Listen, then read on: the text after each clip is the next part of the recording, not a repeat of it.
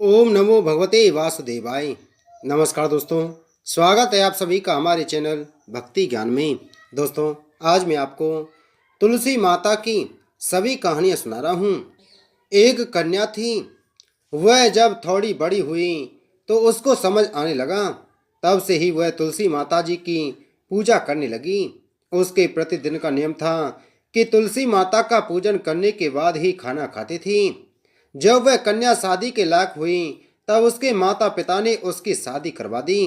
कन्या को उसके माता पिता ने दहेज में भी एक तुलसी का गमला दिया।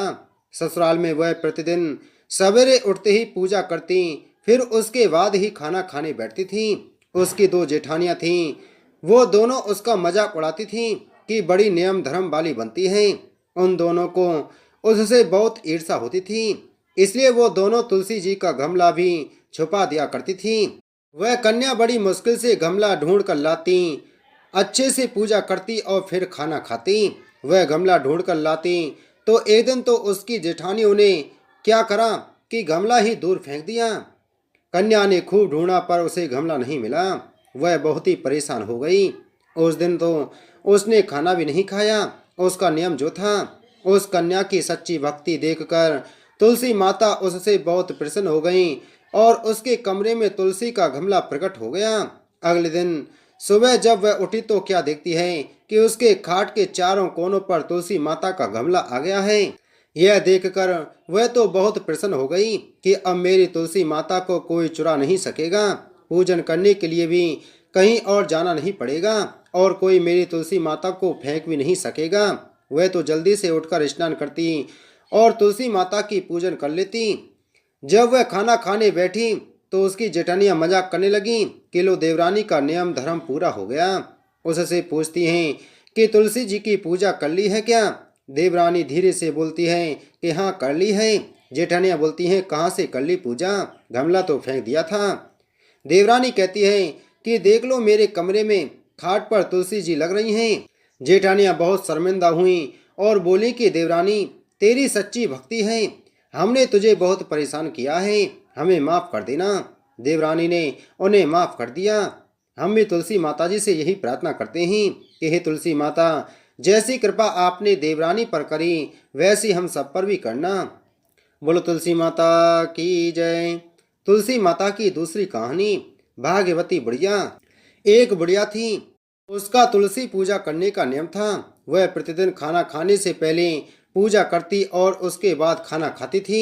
वह तुलसी माता से प्रतिदिन प्रार्थना करती थी कि हे तुलसी माता, खाण खीर का भोजन देना, पाट पीताम्बर का वेश देना, योगियों जैसी मौत देना, स्वर्ग का वास देना, राम लक्ष्मण का कंधा देना, सीता जी का चाल चलावा देना। यह सुनकर तुलसी जी सूखे सूखे रह जाते थे। राम लक्ष्मण उधर से निकल रहे थे तो उन्होंने पूछा तुलसी जी से कि आप सूखे सूखे क्यों जा रहे हो। एक बुढ़िया रोज मेरी पूजा करने आती है, तुलसी माता ने कहा, और वह मुझसे खाने का लड्डू मांगती है, खेलने को भाई मांगती है, खाण खीर का भोजन मांगती है, पाठ पीतम्बर का वेश मांगती है, आपका कंधा मांगती है, सीता जी का चाल चलावा मांगती है, स्वर्ग का वास मांगती है, योगिनियों की सी मौत मांगती है। बाकी सब तो मैं दे दूं, पर आपका कंधा कहाँ से दूं और सीता जी का चाल चलावा कहाँ से दूं। राम जी और लक्ष्मण जी तुलसी जी से बोले कि आप हरे भरे हो जाओ, सब हो जाएगा। कुछ दिनों बाद बुढ़िया मर गई। लोग इकट्ठे होने लगे उसको ले जाने के लिए, उसको तैयार करने लगे, लेकिन वह उठाने से वह इतनी भारी हो गई कि उसको लोग उठा नहीं पाए। उसको हिला भी नहीं पा रहे थे। लोग कहने लगे कि बुढ़िया इतनी भारी कैसे हो गई, वह तो देव दर्शन सब करती थी, क्या वह कोई जादू टोना करती थी जो ऐसी भारी हो गई। इतने में राम लक्ष्मण और सीता जी आए। सीता जी ने चाल चलावा किया और राम लक्ष्मण ने कंधा दिया और बुढ़िया तो संदेह बैकुंठ को चली गई। हम भी तुलसी माता जी से यही प्रार्थना करते हैं कि हे तुलसी महारानी, जैसी सदगति आपने बुढ़िया की करी वैसी सदगति आप सभी की करना। बोलो तुलसी माता की जय। तुलसी माता की तीसरी कहानी। एक ब्राह्मण था। वह प्रतिदिन मंदिर जाता था। वह प्रतिदिन तुलसी माता जी की पूजा करता था। वह तुलसी माता से प्रतिदिन प्रार्थना करता था कि हे तुलसी महारानी, मेरे आनंद करना। तुलसी माता ने सोचा कि यह ब्राह्मण तो बहुत सीधा है और गरीब है और प्रतिदिन मेरी पूजा करता है। मैं इसके कुछ ना कुछ करना चाहती हूँ। तो तुलसी महारानी एक कन्या का रूप बनाकर बैठ गई और उस ब्राह्मण को बोला कि ब्राह्मण, मैं भी तेरे घर आना चाहती हूँ। ब्राह्मण ने सोचा कि 6 लड़कियां तो मेरे पहले से ही हैं और 7 लड़कियों का मैं कैसे पालन पोषण करूंगा, लड़कियों की शादी कैसे कराऊंगा, मेरे पास तो कुछ ऐसा भी नहीं है। यह व्यभिचार करके वह बहुत परेशान रहने लगा। उसको तो खाना भी नहीं भा रहा था। उसकी औरत ने कहा कि क्या बात है, आजकल बहुत दुखी दुखी रहने लग गई। तो इस पर ब्राह्मण बोला कि मैं मंदिर जाता हूँ, वहाँ पर एक छोटी सी सुंदर सी कन्या बैठी है और वह कहती है कि ब्राह्मण, मैं आपके घर आऊं। उसकी पत्नी बोली कि अरे, इसमें परेशान होने की क्या बात है, आ रही है तो आने दो। ब्राह्मण बोला कि पहले से अपने 6 लड़कियां तो है ही, उनकी भी अपने को शादी भी करवानी है। तो इस पर ब्राह्मणी बोली कि अरे, ये तो कोई बात नहीं है, अपनी 6 लड़कियों की शादी कराएंगे, वैसे 7वीं की भी करा देंगे, अपनी 7 लड़कियों की शादी साथ में करवा देंगे। अगले दिन जब वह ब्राह्मण मंदिर गया तो उस छोटी कन्या ने पूछा, ब्राह्मण, मैं आपके घर आऊं? तो ब्राह्मण बोला कि हाँ, चल बेटा चल। उनको वह घर पर लेकर आ गया। तुलसी माता के कन्या के रूप में ब्राह्मण के घर आने से ब्राह्मण के घर बहुत आनंद हो गया। घर में लक्ष्मी की बारिश हो गई। जब ब्राह्मण 7 कन्याओं की शादी के लिए वर ढूंढने जाने लगे तो उस छोटी कन्या ने कहा कि मेरे तो सालग्राम जी के मंदिर में जाकर सालग्राम जी को बोलना कि बारात लेकर आएं और मेरी 6 बहनों के लिए तुम्हारी इच्छा से वर ढूंढ लेना।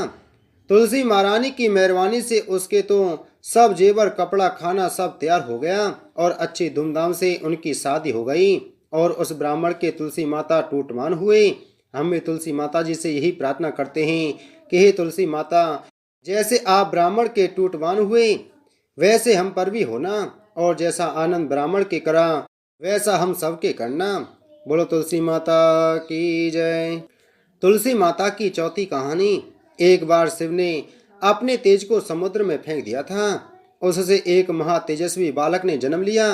यह बालक आगे चलकर जालंधर के नाम से पराक्रमी दैत्य राजा बना। इसकी राजधानी का नाम जालंधर नगरी था। दैत्यराज कालनेमी की कन्या वृंदा का विवाह जालंधर से हुआ। जालंधर महाराक्षस था।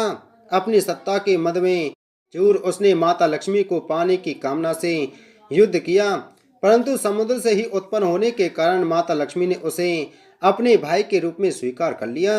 वहां से पराजित होकर वह देवी पार्वती को पाने की लालसा से कैलाश पर्वत पर गया।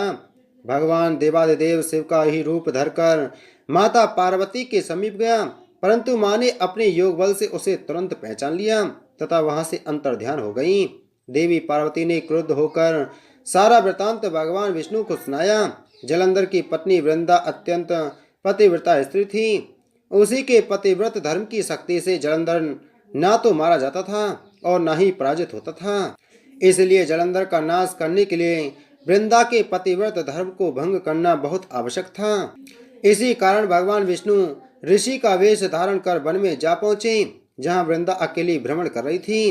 भगवान के साथ 2 मायावी राक्षस भी थे, जिन्हें देखकर वृंदा भयभीत हो गई। ऋषि ने वृंदा के सामने पल में दोनों को भस्म कर दिया। उनकी शक्ति देखकर वृंदा ने कैलाश पर्वत पर महादेव के साथ युद्ध कर रहे अपने पति जालंधर के बारे में पूछा। ऋषि ने अपनी माया जाल से 2 बानर प्रकट किए। एक बानर के हाथ में जालंधर का सिर था तथा दूसरे के हाथ में धड़। अपने पति की यह दशा देखकर वृंदा मूर्छित होकर गिर पड़ी। होश में आने पर उन्होंने ऋषि रूपी भगवान से प्रार्थना की कि वह उसके पति को जीवित करें। भगवान ने अपनी माया से पुनः जालंधर का सिर धड़ से जोड़ दिया, परंतु स्वयं भी उस शरीर में प्रवेश कर गए। वृंदा को इस छल का तनिक भी आभास न हुआ। जालंधर बने भगवान के साथ वृंदा पतिव्रता का व्यवहार करने लगी, जिससे उसका सतीत्व भंग हो गया। ऐसा होते ही वृंदा का पति जालंधर युद्ध में हार गया। इस सारी लीला का जब वृंदा को पता चला तो उसने क्रुद्ध होकर भगवान विष्णु को हृदयहीन शिला होने का श्राप दे दिया। अपने भक्त के शाप को भगवान विष्णु ने स्वीकार कर लिया और सालग्राम पत्थर बन गए। सृष्टि के पालनकर्ता के पत्थर बन जाने से ब्रह्मांड में असंतुलन की स्थिति हो गई। यह देखकर सभी देवी देवताओं ने वृंदा से प्रार्थना की कि वह भगवान विष्णु को श्राप मुक्त कर दें। वृंदा ने भगवान विष्णु को श्राप मुक्त कर दिया और स्वयं आत्मदाह कर लिया। जहाँ वृंदा भस्म हुई वहाँ तुलसी का पौधा उगा। भगवान विष्णु ने वृंदा से कहा, हे वृंदा, तुम अपने सतीत्व के कारण मुझे लक्ष्मी से भी अधिक प्रिय हो गई हो। अब तुम तुलसी के रूप में सदा मेरे साथ रहोगी। तब से हर साल कार्तिक महीने के देव उठने एकादशी का दिन तुलसी विवाह के रूप में मनाया जाता है। जो मनुष्य भी मेरे शालिग्राम रूप के साथ तुलसी का विवाह करेगा उसे इस लोक और परलोक में विपुल यश प्राप्त होगा। जिस घर में तुलसी माता का पौधा होता है वहाँ यम के दूत भी असमय नहीं जा सकते। मृत्यु के समय जिसके प्राण मंजरी सहित तुलसी और गंगा जल मुख में रखकर निकल जाते हैं वह पापों से मुक्त होकर बैकुंठ धाम को प्राप्त होता है। जो मनुष्य तुलसी व आंवले की छाया में अपने पितरों का श्राद्ध करता है उसके पितर मोक्ष को प्राप्त हो जाते हैं। बोलो तुलसी माता की जय। तुलसी माता की पांचवी कहानी। एक बार एक गांव में एक बुजुर्ग महिला रहा करती थी। वह बहुत ही पूजा पाठ किया करती थी। वह रोज तुलसी माँ की पूजा करती थी और वह बुजुर्ग महिला रोज तुलसी माँ से कहती थी, हे तुलसी माँ, तू मुझे बहु दे, पीताम्बर की धोती दे, मीठा मीठा घास दे, बैकुंठ में वास दे, चटक की चाल दे, पटक की मौत दे, चंदन का काठ दे, रानी सा राज दे, दाल भात का भोजन दे, ग्यारस की मौत दे और कृष्ण जी का कांदा दे। वह बुजुर्ग महिला तुलसी माता की रोज पूजा करती और उनके बिड़ले को रोज सींचती। तुलसी माता बुजुर्ग महिला की बात सुनकर धीरे धीरे सूखने लगी। तभी भगवान श्री कृष्ण ने देखा कि तुलसी माता सूख रही हैं और तभी एक दिन भगवान श्री कृष्ण तुलसी माता जी के पास प्रकट हो गए और भगवान श्री कृष्ण जी ने तुलसी माता से पूछा, तुम क्यों सूख रही हो? सभी महिलाएं तुम्हारी पूजा करती हैं और तुमको सींचती हैं, लेकिन फिर भी तुम सूखती जा रही हो, क्या कारण है इसका? जिसके बाद तुलसी माता ने भगवान श्री कृष्ण जी से कहा कि हे प्रभु, एक बुजुर्ग महिला मेरे पास रोज आती है और रोज एक ही बात बोलती है, हे तुलसी माता, सबकी दाता, मैं तेरा बिड़ला सींचती हूँ, तुम मुझे बहु दे, पीताम्बर की धोती दे, मीठा मीठा घास दे, बैकुंठ में बास दे, चटक की चाल दे, पटक की मौत दे, चंदन का काठ दे, रानी सा राज दे, दाल भात का भोजन दे, ग्यारस की मौत दे और कृष्ण जी का कांदा दे। मैं उस बुजुर्ग महिला की सारी मनोकामनाएं पूरी कर सकती हूँ, लेकिन उसकी एक मनोकामना पूरी नहीं कर सकती। मैं कृष्ण जी का कांदा कहाँ से दूंगी उसको? तभी भगवान श्री कृष्ण जी ने तुलसी माता की बात सुनकर जोर जोर से हंसने लगे और फिर भगवान श्री कृष्ण जी ने तुलसी माता जी से कहा कि तुम चिंता मत करो, जब बुजुर्ग महिला की मृत्यु होगी तब मैं स्वयं ही उसको कंधा देने आ जाऊंगा और तुम उस बुजुर्ग महिला को यह बात बता देना। जिसके बाद भगवान श्री कृष्ण जी तुलसी माता को यह बात बताकर अदृश्य हो गई और धीरे धीरे बुजुर्ग महिला की कुछ तबीयत खराब हो गई और एक दिन जब एकादशी का दिन था तो उस बुजुर्ग महिला की मृत्यु हो गई। तभी कुछ बुजुर्ग महिला के आसपास रहने वाले सभी लोग आ गए और उन्होंने बुजुर्ग महिला का अंतिम संस्कार करने के लिए उसको जैसे ही उठाया तो वह बुजुर्ग महिला वहां पर किसी भी व्यक्ति से नहीं उठी। तभी वहां पर अचानक से एक बच्चा आया और सभी से कहने लगा कि मैं इस बुजुर्ग महिला के कान में कुछ कहूँगा, जिसके बाद यह बुजुर्ग महिला हल्की हो जाएगी और आप सभी लोग इनको आराम से उठा सकेंगे। यह सुनकर सभी लोग बहुत ही आश्चर्यचकित हो गए और कहने लगे, ऐसा कैसे हो सकता है? और सभी लोगों ने उस बच्चे को बालक समझकर वहां से भगा दिया। लेकिन वहां पर उपस्थित एक बुजुर्ग आदमी ने उस बच्चे से कहा कि आओ, तुम्हें जो कुछ कहना है वह कह लो। लेकिन सभी लोगों को यह पता नहीं था कि बच्चे के रूप में भगवान श्री कृष्ण खुद ही आए हैं उस बुजुर्ग महिला को कांधा देने के लिए। जिसके बाद भगवान श्री कृष्ण ने उस बुजुर्ग महिला के पास जाकर और उसके कान में जाकर कहने लगे, माई मन की निकाल ले, पीताम्बर की धोती ले, मीठा मीठा घास ले, बैकुंठ में बास ले, चटक की चाल ले, पटक की मौत ले, चंदन का काट ले और अब ले कृष्ण जी का कांदा भी ले। भगवान श्री कृष्ण के इतना बोलते ही वह बुजुर्ग महिला हल्की हो गई और फिर भगवान श्री कृष्ण ने सभी लोगों के साथ मिलकर उस दिन महिला को कांदा दिया और उस बुजुर्ग महिला का अंतिम संस्कार कराया। जिसके बाद उस बुजुर्ग महिला को मोक्ष प्राप्त हो गया और उस बुजुर्ग महिला को स्वर्ग की प्राप्ति हुई। तुलसी माता में लक्ष्मी जी का वास होता है। तुलसी जी का पेड़ लगाने से घर में सुख शांति और समृद्धि बनी रहती है और तुलसी जी की पूजा करने से मोक्ष की प्राप्ति होती है। हे तुलसी माता, जैसे आपने बुढ़िया को मोक्ष की प्राप्ति कराई और कृष्ण जी का कांदा दिया, उसी प्रकार हम सब पर भी अपनी कृपा बनाए रखना। बोलो तुलसी माता की जय। तुलसी माता की छठवीं कहानी। एक समय की बात है, एक सेठ सेठानी थी। सेठानी बहुत नियम धर्म वाली थी। वह सेठानी प्रतिदिन लक्ष्मी माता, गणपति, सूर्य नारायण, पतवारी माता और तुलसी माता की कहानी कहती थी। उनके घर में एक आंवले का पेड़ था। वह प्रतिदिन ब्राह्मण को एक आंवला दक्षिणा में देती थी और आराम से रहती थी। एक दिन क्या हुआ कि पड़ोसन सेठानी की बहू को कहने लगी कि सेठानी जी प्रतिदिन एक आंवला दे देती हैं, तुम्हारे भी तो बच्चे हैं, प्रतिदिन ना देकर और एक दिन छोड़कर एक दिन दें तो भी कोई बात नहीं। बहू ने सेठानी से कहा कि आप जो प्रतिदिन आंवला देते हो वो एक दिन छोड़कर एक दिन दे तो क्या घट जाएगा। सासू जी बोली कि हाँ बहू, तुम कहोगी वैसा करेंगे। सेठानी ने यह बात सेठ जी को बताई कि बहू एक दिन छोड़कर एक दिन आंवला देने को कह रही है, अपने भी बच्चे हैं। बहू के मन में यह बात आ गई है, अब अपना यहाँ से कहीं दूसरी जगह चलें। फिर सेठ सेठानी दोनों आधी रात में घर छोड़कर निकल गए। दोनों उजाड़ वन में चले गए। आगे एक छोटा सा मंदिर आया, उस मंदिर में दोनों ठहर गए। रात को सेठानी तुलसी जी से प्रार्थना करने लगी कि कल आंवला कहाँ से देऊंगी, कैसे मेरा नियम पूरा होगा। उसकी करुणा भरी आवाज़ तुलसी जी ने सुन ली। उनके वहाँ रातों रात आंवले का पेड़ उग गया। सुबह उठकर जब सेठानी ने आंवले का पेड़ देखा तो वह बहुत खुश हो गई। वह मन ही मन सोचने लगी कि तुलसी जी ने मेरी सुन ली, तुलसी जी की कृपा से मेरा नियम पूरा हो जाएगा। सेठानी ने सुबह नहा धोकर तुलसी जी, गणेश जी की सबकी कहानियां सुनी। तुलसी जी की कृपा से एक ब्राह्मण भी आ गया। उसको सेठानी ने दक्षिणा में आंवला दे दिया। फिर आगे भी प्रतिदिन सेठानी अपने नियमानुसार एक आंवला ब्राह्मण को देने लगी। सेठानी के तो आंवले बहुत फैल गई।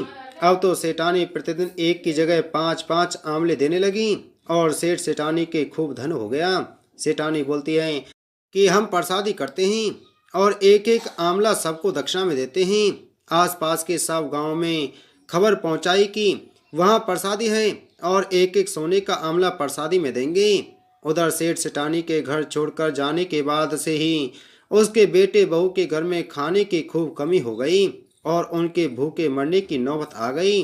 जब बहू पानी भरने गई तब उसको भी पता चला कि कोई प्रसादी कर रहा है और सोने का आंवला दक्षिणा में मिलेगा। वह अपने पति को बोलती है, हम भी भूखे रहते हैं, मैं जब पानी भरने गई तो मुझे पता चला कि कोई प्रसादी कर रहा है, दक्षिणा में आंवला भी मिलेगा, हम भी प्रसादी में चलते हैं। उसका पति बोलता है कि तेरे चाले लगकर सब खोया मैंने। एक समय था जब अपने घर से भी एक आंवला दक्षिणा में देते थे, अब दूसरे के यहाँ आंवला लेने जाएंगे क्या। सेठ सेठानी के बेटा बहू तो वहाँ गए। सेठ सेठानी ने उन्हें पहचान लिया और आराम से बात करने लगे कि हम तो इनके लिए खूब सारा छोड़ कर आए थे, इनकी ऐसी हालत कैसे हो गई। सेठ सेठानी ने बेटा बहू को सभी आए लोगों को दक्षिणा देने के लिए बिठा दिया। बहू ने अपने पति से कहा कि थोड़े आंवले आप अपने पास रख लेना। बेटा उसको फटकारता है और बोलता है कि पहले तेरे चाले लगा वही बहुत है, अब मैं तेरे बेकामी में आने वाला नहीं हूँ, तो चुपचाप बैठ जा और सबको दक्षिणा दे।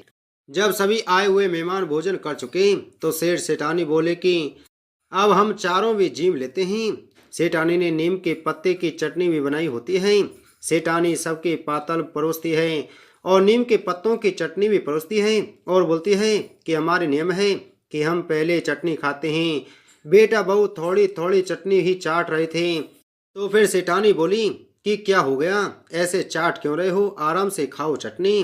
बेटा बहू कहते हैं कड़वी लग रही है चटनी। सेठानी बोलती है कि तुमको माँ बाप भी ऐसे ही कड़वे लगते हैं। सेठानी के ऐसा बोलने पर बेटा बहू तो बहुत शर्मा गए। सेठानी बोलती है कि हम तो सब कुछ तुम्हारे लिए छोड़कर आए, तुम्हारी ऐसी हालत कैसे हो गई।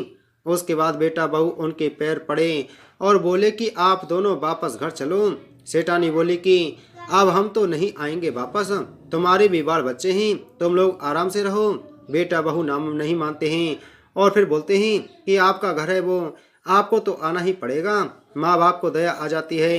बहू कहती है कि भली आप एक की बजाय 5 आंवले देना, पर आप हमारे साथ वापस चलो। हम भी तुलसी जी से प्रार्थना करते हैं कि हे तुलसी माता, जैसी कृपा आपने सेठानी पर करी, वैसी कृपा आप हम सब पर करना। बोलो तुलसी माता की जय। तुलसी माता की 7वीं कहानी। एक परिवार में ननद भाभी रहती थी। ननद अभी कुंवारी थी। वह तुलसी जी की बड़ी सेवा करती थी, पर भाभी को यह फूटी आंख नहीं सुहाती थी। कभी कभी तो वह गुस्से में कहती थी कि जब तेरा विवाह होगा तो तुलसी ही खाने को दूंगी तथा तुलसी ही तेरे दहेज में दूंगी। जब ननद की शादी हुई तो उसकी भाभी ने बारातियों के सामने तुलसी का गमला फोड़ कर रख दिया। भगवान की कृपा से वह गमला स्वादिष्ट व्यंजनों में बदल गया। गहनों के बदले भाभी ने ननद को तुलसी की मंजरी पहना दी तो वह सोने के आभूषणों में बदल गई। वस्त्रों के स्थान पर तुलसी का जनेऊ रख दिया तो वह रेशमी वस्त्रों में बदल गया। ससुराल में उसके दहेज आदि के बारे में बहुत बड़ाई हुई। इस पर भाभी को बड़ा आश्चर्य हुआ और तुलसी जी की पूजा का महत्व उसकी समझ में आ गया। भाभी की एक लड़की थी। वह अपनी लड़की से कहती है कि तू भी तुलसी की सेवा किया कर, तुझे भी बुआ की तरह फल मिलेगा। पर लड़की का मन तुलसी की सेवा में नहीं लगता था। लड़की के विवाह का समय आया तो भाभी ने सोचा जैसा व्यवहार मैंने अपनी ननद से किया उसी के कारण उसे इतनी इज्जत मिली, क्यों ना मैं अपनी लड़की के साथ भी वैसा ही व्यवहार करूं। उसने तुलसी का गमला फोड़कर बारातियों के सामने रख दिया, परंतु इस बार मिट्टी मिट्टी ही रही। मंजरी व पत्ते भी अपने पूर्व रूप में ही रहे तथा जनेऊ जनेऊ ही रहा। सभी बाराती भाभी की बुराई करने लगे। ससुराल में सभी लड़की की बुराई कर रहे थे। भाभी ननद को कभी घर नहीं बुलाती थी। भाई ने सोचा मैं ही बहन से मिल आऊं। उसने अपनी इच्छा पत्नी को बताई तथा सौगात ले जाने के लिए कुछ मांगा। भाभी ने थैले में ज्वार भरकर कहा, और तो कुछ नहीं है, यही ले जाऊं।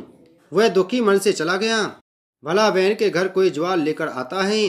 बहन के नगर के समीप पहुंचकर उसने एक गौशाला में गाय के सामने ज्वार का थैला उलट दिया।